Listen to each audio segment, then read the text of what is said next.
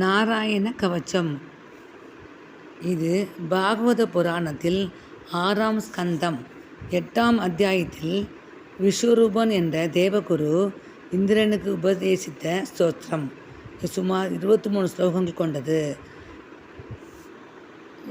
கதை. விஸ்வரூபன் மூலமாக நாராயண கவச்சத்தை பெற்று இந்திரன் அசுரர்களை வென்றான். விஸ்வரூபன் ஒரு சமயம் அசுரர்களின் பக்கம் இருந்தான். என்றால் அவன் அசுரர்களின் உறவினன். விஸ்வரூபனை இந்திரன் கொல்ல அதன் மூலம் அந்த தோஷத்தை ஏற்றான்.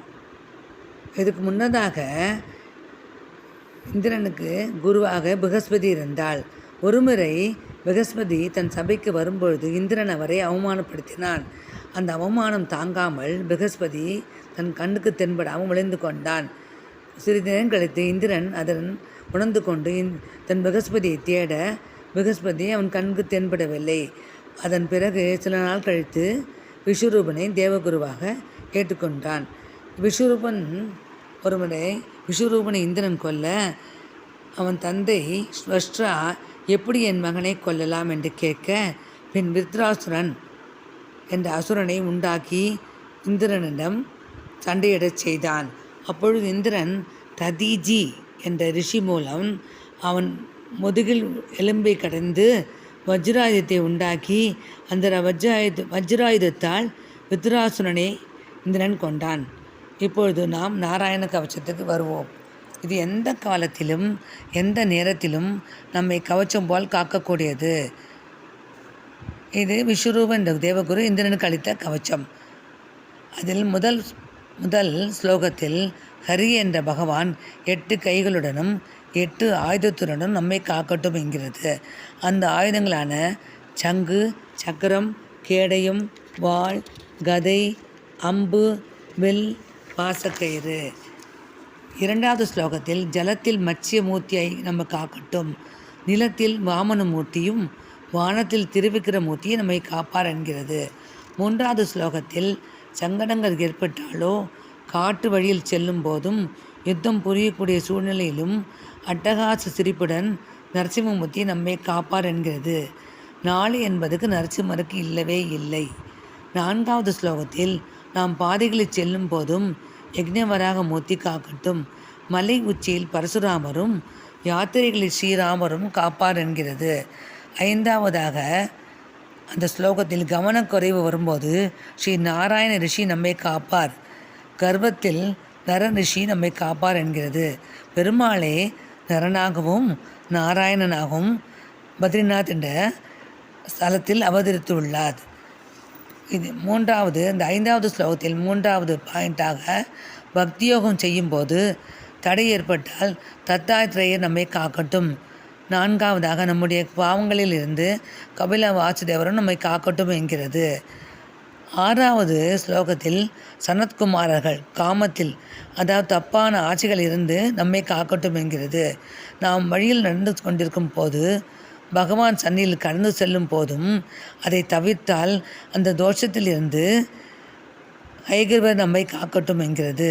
பூஜைகளில் தடை ஏற்பட்டாலும் ஸ்ரீ நாரதரும் அனைத்து நரகங்களிலிருந்தும் கூர்ம அவதாரமும் நம்மை காப்பார் என்கிறது. 7வது ஸ்லோகத்தில் சாப்பிடக்கூடாதது அதாவது ஆகார நியமம் இல்லாமல் சாப்பிட்டால் அந்த தோஷத்தில் இருந்து தன்வந்திரி காக்கட்டும் என்கிறது.